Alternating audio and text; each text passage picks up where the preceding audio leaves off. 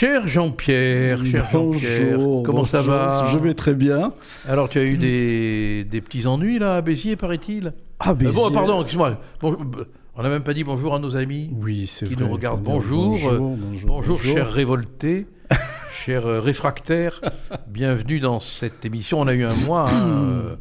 moi, c'est chargé. Oui, je m'en sors plus parce que j'ai des notes de partout, ça me passe tellement. On ne sait plus quel sujet aborder. Mais enfin, comme on est quand même dans le Gard, qu'on n'est pas loin donc de l'Hérault, où il n'y a pas que des héros, faut bien le dire. Loin de là. Loin de là. Qu'est-ce qui t'est arrivé à Béziers? Alors, tu as perdu ton... Eh ben, Béziers, oui, j'organise une manifestation depuis des années qui s'appelle le Mars des auteurs. Et là, apparemment, bon, j'ai un certain nombre d'ennuis. Qui s'appelle comment? J'ai pas entendu parce que tu parles trop bas. Tu parles ça s'appelle le Mars des auteurs. Le Mars des auteurs. Le Mars. Le Mars, oui. Ça se déroule au mois de mars. Comme le chocolat, quoi. Voilà, non, le dieu. Le dieu Mars, le dieu Mars, le dieu de la guerre. Oui. Le dieu Et alors, qu'est-ce qui s'est passé? Eh bien, il se passe que apparemment, notre dernière,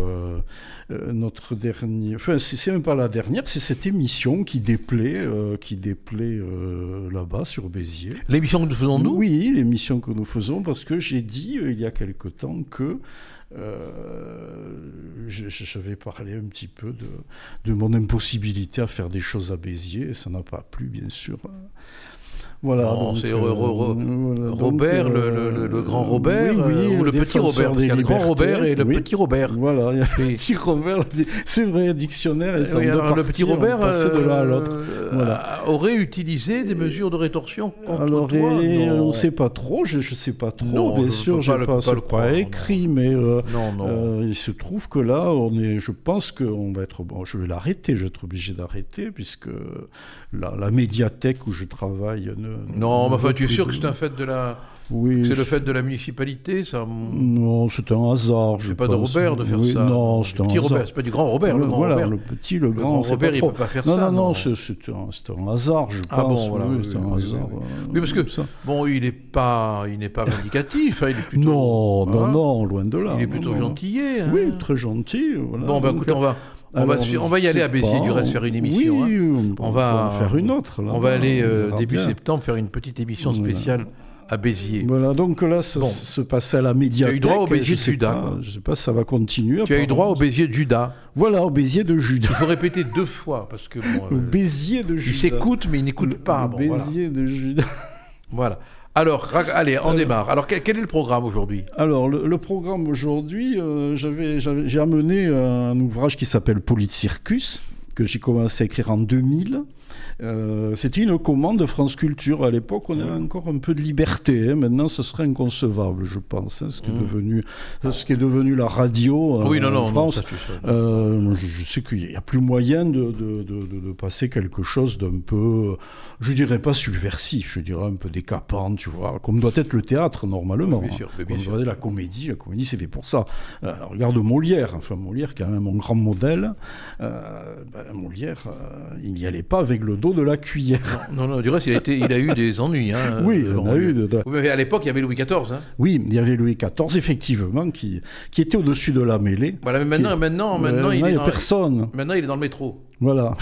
Il est dans le métro, mais il paraît que c'était un étranger. Ah bon? Ah ben oui, voilà. Enfin bon, si tous les étrangers nous donnaient Versailles... Oui, c'est sûr. Bon. Alors, continue avec ton histoire. Voilà. Donc, on en était où? Donc, on reprend... on en était à Politcircus, je crois. Voilà, ce Politcircus, donc, je l'avais écrit... J'avais commencé à l'écrire vers 2000-2001 avec un comédien avec qui je travaillais beaucoup à l'époque, qui s'appelait Claude Pieplu, qui joue d'ailleurs, et c'était une commande de France Culture. On avait encore une certaine liberté de ton, voilà. Mais par la suite, donc il y a eu une émission de radio qui a été créée à partir de ce texte, donc sur France Culture, qui a eu beaucoup de succès. Et puis j'ai écrit un deuxième tome quelques années plus tard, que la seule création que j'ai pu faire à Béziers d'ailleurs depuis depuis l'arrivée de... Et alors, qu'est-ce qu'il y a de particulier dans ton Politcircus maire actuel? Pardon? Qu'est-ce qu'il y a de particulier dans ton Politcircus? Alors, ce Politcircus, ce sont des clowns en campagne électorale. Alors, on passe un petit peu tous les travers de la vie politique française. Tu vois, alors, il y a un clown qui est musicien, et il y a un clown prestidigitateur. Et ils se battent tous les deux pour un peu le pouvoir, c'est-à-dire la direction du cirque, puisque c'est un cirque politique. Hein, voilà. Et alors donc... et là, je crois que tu avais eu une prémonition. Voilà, il y a eu une intuition... fulgurante. Voilà, fulgurante. Ouais. Et puis, je pense que quelquefois, on est inspiré par les esprits. Hein, il ne faut pas avoir peur de le dire. Hein.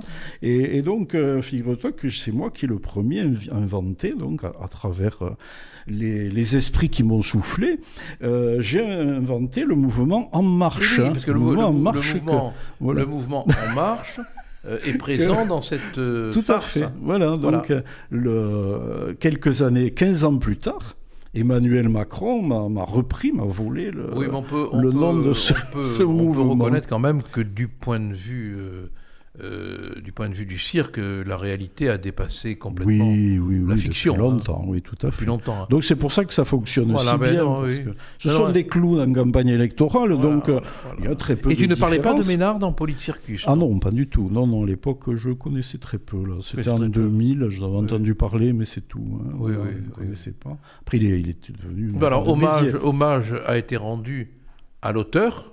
Oui, tout à fait. À l'inventeur d'En Marche. Hein. Oui. Bon, à l'inventeur pédestre d'En Marche. Voilà, d'En Marche. Et donc, on va aborder maintenant les problèmes, les questions du mois. Du mois, voilà. Alors qu'est-ce qui t'a rabusté ce mois-ci? Juste 2-3 répliques. Oui. Le monsieur Loyal, donc, qui appelle les clowns. Donc ces deux clowns rivaux arrivent, donc, et c'est là qu'ils se disputent à chaque scène. Alors ils se disent, plutôt que de nous disputer, nous allons nous unir. Et alors ils montent, ils disent, plutôt que nous succéder à chaque fois, nous avons préféré cohabiter. Ils disent, ainsi, au lieu d'avoir un président puis l'autre, les électeurs, nous aurons tous les deux en même temps, c'est bien mieux.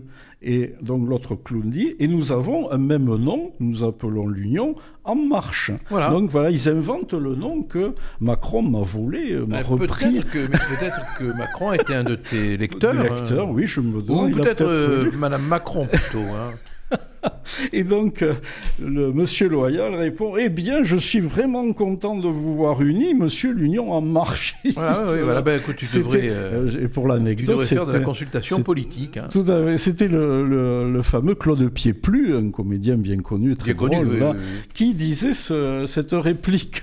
Justement, nous sommes... sur France Culture. Sur France Culture. C'était à l'époque, il y avait quand même encore un petit peu de liberté. C'était un beau comédien aujourd'hui. Pieplu, hein. Oui, excellent. Il a une voix extraordinaire. Il avait une voix extraordinaire, rien que sa voix remplissait le plateau. J'ai beaucoup travaillé avec lui d'ailleurs. Travaillé avec lui. Il adorait ce que j'écrivais. Et malheureusement, après la maladie, la maladie l'a complètement cloué. Alors il faut qu'on avance, mon cher Jean-Pierre. Oui. Alors donc, voilà Quel est le programme de l'émission là? Alors, écoute, on peut commencer déjà par le palmarès qu'on fait à chaque fois. Alors, quel est le palmarès ce mois-ci? Il y a deux personnages qui sont sortis de l'ancien palmarès, les fameux Fabius et Juppé. Enfin, ce qui reste de Fabius. Oui, Fabius et Juppé. Donc Fabius est fatigué. Il est fatigué, oui. C'est bonnet blanc et blanc bonnet, en quelque sorte. Voilà. Alors, ils sont retombés dans leur sarcophage. Bon, pour quelque temps, ils reviendront. Hein. Mais ils ont été remplacés par... je pense qu'ils vont être bientôt remplacé par Édouard Philippe et Bernard Cazeneuve. Oui, sur le même vélo. Voilà, sur le même vélo. Ils arrivent. On avait Fabius et Juppé, et maintenant on va avoir Philippe qui a pris un sacré coup de vieux, le pauvre. Oui, c'est vrai. Oui, une histoire. Il a un problème de cheveux. Il a dû se faire des cheveux, le pauvre. Parce qu'il est fait comme moi, mais il pour être dans cet état-là. Et Bernard Cazeneuve dit le parapluie de Cherbourg. Oui, voilà. Alors lui, vraiment, il est il y a deux personnages qui sont funèbres dans la vie politique, mais indépendamment des qualités qui pourraient être les leurs, mais qui sont funèbres dans leur projection, c'est Zemmour et Cazeneuve. Oui. On a vraiment l'impression qu'on a affaire à deux employés des pompes funèbres. Oui, c'est vrai qu'ils ont un côté... Ils sont tristes, ils sont sinistres. Ils ont un côté, oui, tu as raison, c'est vrai qu'ils ont ce côté un peu... croque-mort, on si dira. Si on devait faire un film sur Dracula, on voit bien Cazeneuve. Dans le rôle d'un valet de chambre, tu vois, inquiétant, ou bien Zemmour, dans le rôle d'un gardien, tu vois, d'un concierge inquiétant, préoccupant. Oui, une espèce de Nosferatu. Voilà, oui, alors, vas-y, continue. Alors donc, ils sont sortis du palmarès et ils ont été remplacés donc par ces deux personnages qui ont chacun fait une conférence d'ailleurs, qui se préparent un petit peu pour les futures élections, je pense. Voilà. Alors donc j'ai repéré ce mois-ci. Il y a un néologisme d'ailleurs à définir par rapport à Sandrine Rousseau, dont on a parlé souvent, qui s'est distinguée encore ce mois-ci. Je me demande s'il faut dire roussoterie ou roussotise. Qu'est-ce que tu en penses? C'est quand même embêtant pour Jean-Jacques. Parce que, oui, c'est vrai. la pire des choses qui pouvait lui arriver vient de lui arriver, quoi. Oui. Mais il a un homonyme. Il avait quand même une certaine naïveté. J'adore Rousseau, j'aime beaucoup Rousseau. Aussi, j'aime beaucoup Rousseau. Mais quoique, je ne pense pas qu'il aurait pu s'entendre avec la Sandrine. Non, je ne crois pas. Certainement. Moi, je dirais plutôt roussoterie. Roussoterie, oui. Parce que quand même, elle fait des bons. Oui. Elle fait des bons. Donc, on ne sait pas trop. Alors, donc, il faudrait définir le néologisme. Alors, elles sont allées réprimander toutes les deux des agriculteurs dans l'Aude. Oui, voilà. Alors, donc... là, elles sont tombées sur du paysan dur. Voilà, oui. Elles se sont même fait traiter. Elles ont été prises à partie. Il y avait donc Marine Tondelier, qui est la secrétaire d'un mouvement écologiste. Oui, absolument. Et puis Sandrine Rousseau, donc, elles étaient toutes les deux. Et elles sont allées, billes en tête, réprimander ces agriculteurs. C'est quand même extraordinaire de voir cette scène complètement... Oui, surréaliste. Non, mais comiquement mondaine, quoi, parce que on a deux bourges parisiennes qui viennent réprimander des agriculteurs qui, eux, sont penchés sur la terre du matin au soir. Et ils ne s'en sortent pas. Elles ont réussi toutes les deux à les énerver au point que l'un des agriculteurs... alors il y en a un qui... il faut être poli, donc on dit pas toute l'insulte, mais à vous de trouver ce que signifie. On met des guillemets, parce qu'on a entendu... Grosse S. Avec des guillemets, on peut dire grosse S. Non, on ne peut pas le dire, parce que alors on l'a pas dit. Il y a des mots qui sont... Oui, on l'a pas dit. Il y a des mots qui sont répertoriés dans le système de censure automatique qui provoquent une réaction de l'algorithme. Donc on dit, elles ont été traitées de grosses S. D'accord, voilà. Et sinon, ça ne leur a pas plu d'aussi... Alors il y en a un tout droit sorti de la soupe aux choux qui lui a dit « Va faire la soupe, espèce de... S, voilà. Moi, je pense même qu'il a dû lui dire comme ça, va faire la soupe, espèce de S. Voilà. Donc il y a eu cette algarade. C'est joli, va faire la soupe. Mais qu'est-ce que c'est pas féministe? Non. C'est pas nous qui oserions dire ça. Oui, ça se dit pas. Ça se dit pas, franchement, non. Ça se dit pas. D'abord, est-ce qu'on mange encore la soupe? Oui, l'hiver quand même. L'hiver, l'hiver quand il fait bien froid, mais quand il fait de moins en moins froid. Voilà. Et alors, par contre, ces gens, ils sont étonnants parce que... Et tu as vu qu'elle refuse également de prendre l'ascenseur avec un député RN. Oui, tout à fait. Tu me diras, elle va monter des marches d'escalier. Oui. Parce que moi, si j'étais encore au RN, j'aurais donné consigne de la suivre et d'entrer dans tous les ascenseurs qu'elle veut prendre. Mais la grande question que je me pose, excuse-moi, elle n'est pas très poétique, mais elle est pratique. Va-t-elle dans les mêmes toilettes que les députés RN? Je ne sais pas. Oui, ça c'est quand même délicat. Délicat, voilà. La ségrégation par la fesse, quand même, c'est pas très honorable. Oui.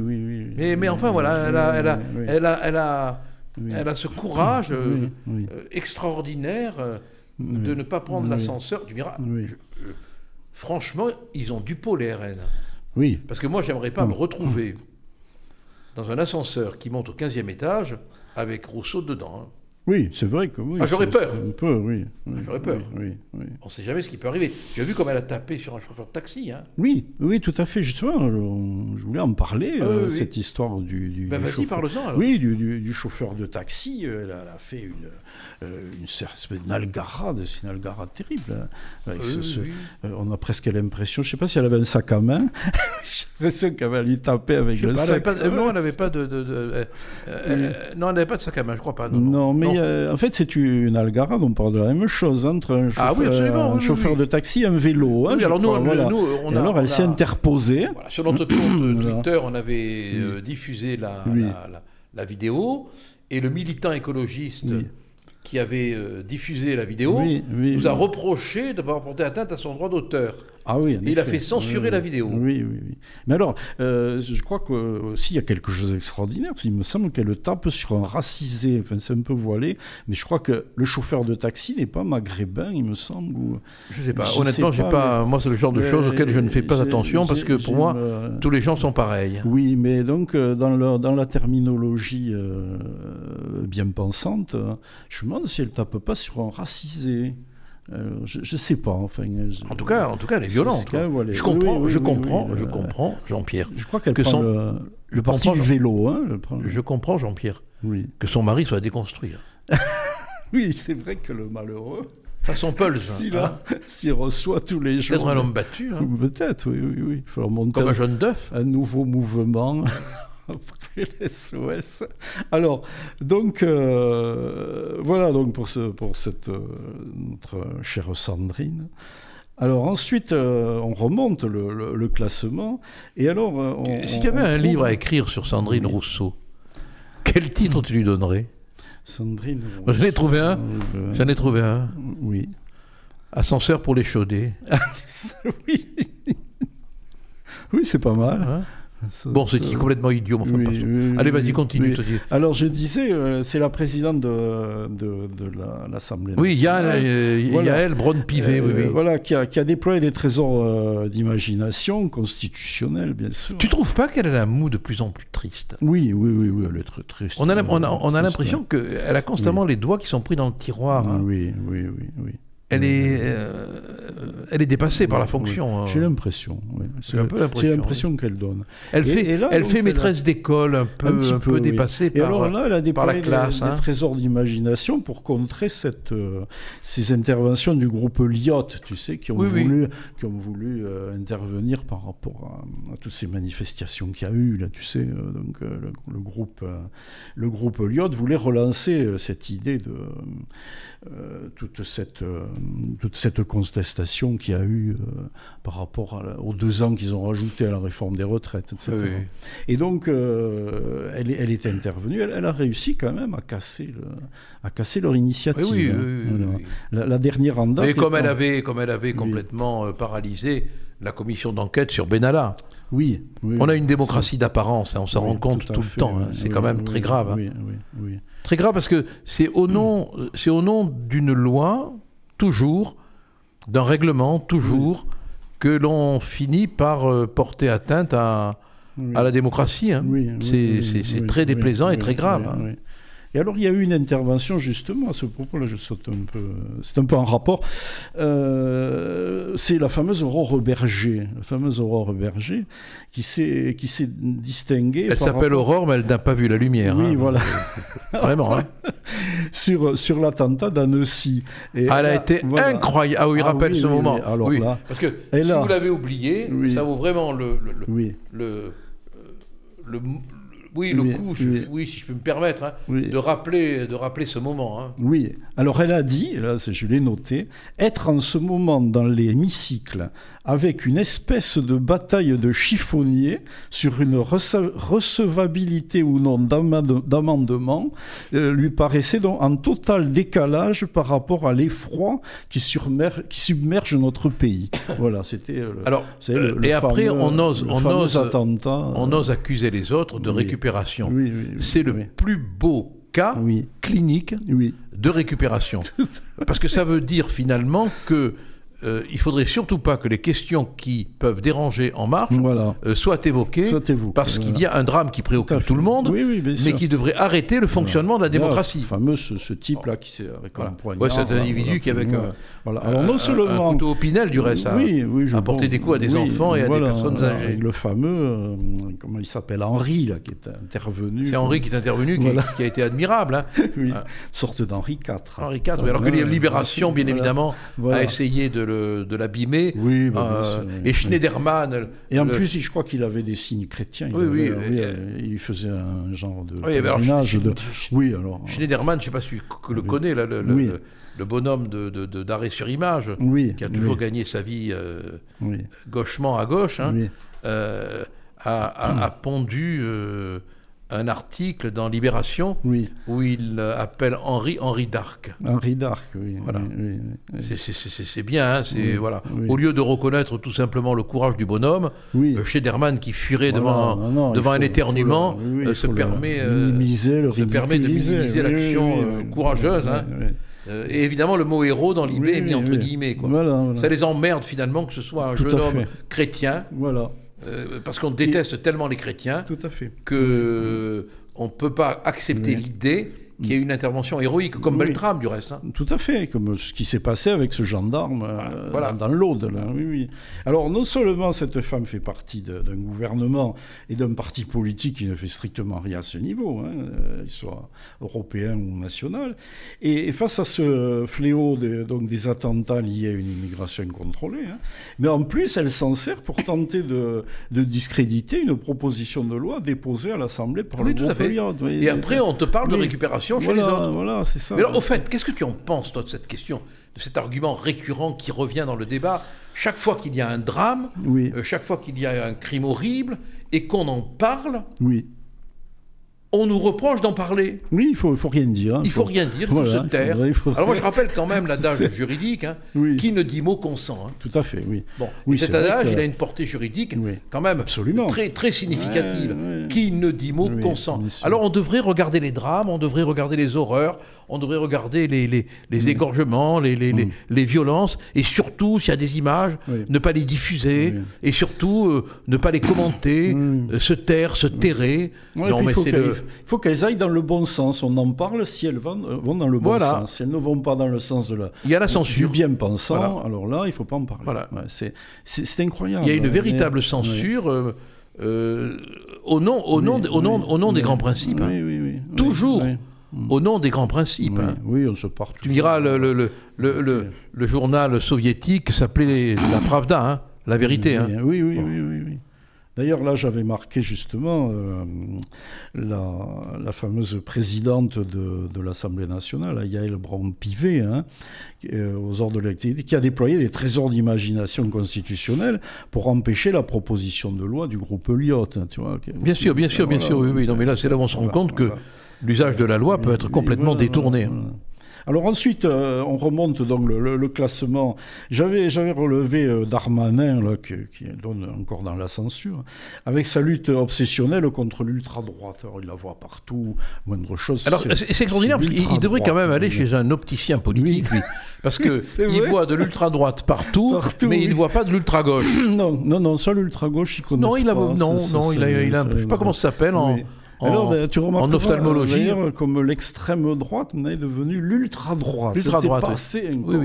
Alors il y a la droite, il y a l'extrême droite, il y a l'ultra droite.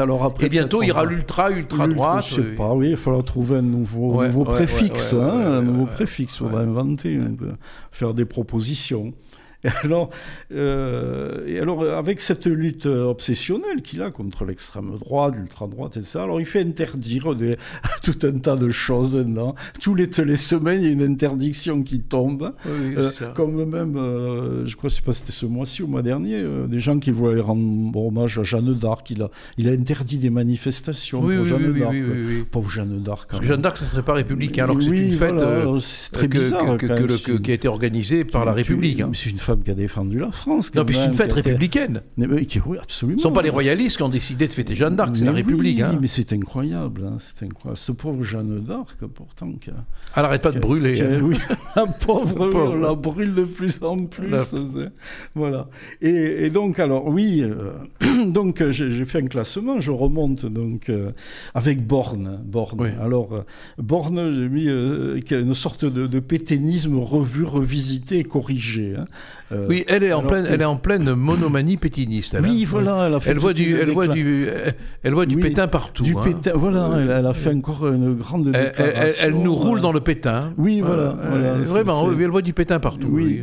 Donc elle a fait, même Macron était obligé de la. Il a essayé de lui injecter un peu de calmant. Oui, parce que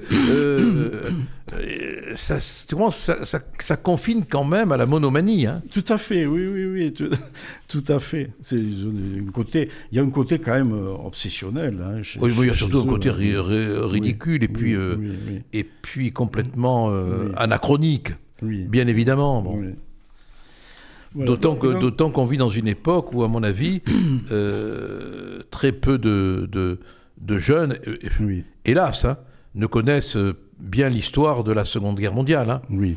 Et notamment de Vichy. C'est vrai qu'il y a des lacunes. Où Mitterrand prenait les eaux. Oui.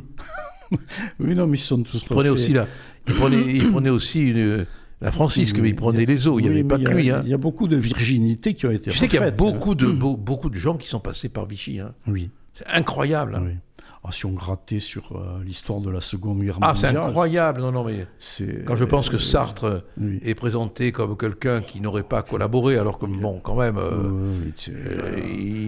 il a pu monter des pièces sous l'occupation. Oui, il était comme si de rien n'était. Comme si de rien n'était, voilà. Pas dire que c'était un grand résistant. Alors, puisqu'on parle de la résistance, ça nous amène à évoquer le cas de Jean Moulin. Oui. De Jean Moulin. Il y a une pièce de théâtre qui voulait le présenter, je crois, comme un homosexuel. Ah oui. Alors il y a la fameuse... Ah oui, on avait parlé de ça. On avait parlé de ça aussi. Ça a été un grand moment. Hein. Oui, j'appelais ça la récupération militante LGBT du mois. Voilà. Oui, Jean Moulin qui aurait été homosexuel. Voilà. Au demeurant qu'il l'ait été ou qu'il ne l'ait pas été, on s'en fout complètement. Hein. Alors à chacun sa vie. Hein. C'est une pièce donc, de Jean-Marie Besset là, qui est intitulée Jean Moulin Évangile. T'en parles un peu plus fort parce que je considère que nos auditeurs sont durs d'oreille. Oui, donc je disais, il y a eu une pièce de Jean-Marie Besset, là, de mes collègues, que je ne m'entends pas vraiment, mais enfin bon, si on n'est pas du tout sur la même longueur d'onde, qui s'appelle Jean Moulin Évangile. Donc, le titre c'est Jean Moulin Évangile. Jean Moulin Évangile, ça s'appelle. Pourquoi Évangile? Ça, il faut demander à l'auteur, je ne sais pas. C'est une provocation. Et alors, il est présenté comme un homosexuel. Enfin, qui, l'auteur? Oui, l'auteur l'a présenté. C'est l'auteur qui présente Jean Moulin comme un homosexuel. Voilà. Donc, elle avait été programmée à Béziers, justement, et puis alors elle a été déprogrammée. C'est que Béziers est la ville natale de Jean Moulin. Oui, je sais, bien sûr. Elle a été programmée, déprogrammée. Et c'est pas Ménard qui l'a déprogrammée? Plus ou moins, si, parce que je ne sais pas trop comment ça s'est fait. Il y a eu des protestations de la famille. Hein, oui, ce qui est bon. Il y a eu de protestations de la famille, donc je ne peux pas t'en dire. On a dit que Jésus-Christ aussi avait été homosexuel. Pardon ? On a dit que Jésus-Christ aussi avait été homosexuel. Oui, on a tellement dit dans le genre. On dit n'importe quoi aujourd'hui. Oui, c'est vrai que... Alors, on revient au classement, puisque là, on est sorti de... Et donc, alors, en premier, c'est vraiment Pape. Hein, Pape, alors là, il caracole en tête. Oui, Pape, il est très très bon. Il est très bon, je dois reconnaître que... Mais tu as remarqué comme au fur et à mesure de la confrontation avec les événements, le personnage s'effrite. Oui, tout à fait. Il est arrivé, il avait encore cette apparence que donne la carapace des mots de gauche. Oui. Parce que c'est très protecteur, un vocabulaire de gauche. Hein. C'est une cuirasse. Hein. Oui, mais petit à petit, comme Dupond-Moretti du reste, hein, avec le choc de la réalité, les mots s'effritent. Et en même temps, le personnage qui est derrière, qui n'est consolidé que par le ciment de ce vocabulaire préfabriqué, s'effondre, s'effrite. Oui, il devient de plus en plus insignifiant. Il tente des choses, mais c'est complètement à côté de la plaque. Hein. Il est complètement déphasé. Les explications qu'il a données à propos de la malheureuse qui a mis fin à ses jours, à la suite du harcèlement dont elle était victime, sont honteux et médiocre. Oui. Quand il s'expliquait sur BFM, je crois, on avait l'impression qu'il courait après les mots. Tu vois, on a le sentiment que lorsqu'ils n'ont pas un vocabulaire préfabriqué à leur disposition, comme il n'y a pas d'authenticité, il ne peut pas y avoir de jaillissement de vérité verbale. Il n'y a pas d'authenticité. Il rame. Il est toujours déphasé, il est toujours dans les mots. Là, je notais, l'enseignement public est en ruine, on ne peut pas dire le contraire. Il n'y a pas que l'enseignement. Oui, je sais, mais entre autres. Et alors, ce type, il envoie des armadas d'inspecteurs dans des petits établissements privés, excepté l'école notamment religieux, oui, catholiques, enfin, je veux dire. Enfants, voilà. Et alors, il veut qu'ils pratiquent les méthodes qui ont ruiné le public. Alors, les quelques écoles qui restent encore, qui essayent de maintenir un enseignement digne de ce nom, il envoie des armadas d'inspecteurs pour essayer de les faire rentrer dans le rang. Enfin, tu vois, donc, alors, et tout ça au nom de la mixité sociale. Serait censé éviter la mixité sociale. Enfin, écoute, tout va bien, tout va bien. Tu peux être désormais rassuré. Regarde-moi, tu peux être rassuré, regarde nos amis, dis-leur que tu es rassuré. Je suis rassuré. Il y a des toilettes mixtes maintenant. Il y a des toilettes mixtes, donc tu es rassuré. Oui. Mais tu te rends compte du progrès que la civilisation a pu accomplir. Progrès, des toilettes turques aux toilettes mixtes.